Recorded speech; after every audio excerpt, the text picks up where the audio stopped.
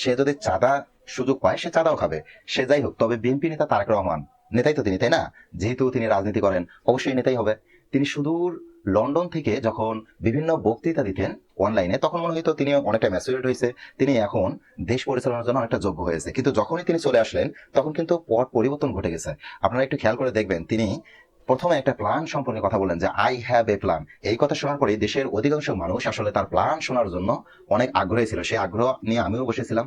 তবে তার প্ল্যানগুলো দেখার পর বা তার প্ল্যানগুলো শোনার পর রীতিমতো আমি হতবাক হয়ে গেছি। তিনি প্রথমত একটি প্ল্যান দিয়েছেন, যে প্ল্যানটি হচ্ছে সারা বাংলাদেশে 20,000 কিলোমিটার খাল খনন করবে। এটা ভাবা যায়? ছোট্ট একটা দেশ, দেশটা কিন্তু খুব বেশি বড় নয়।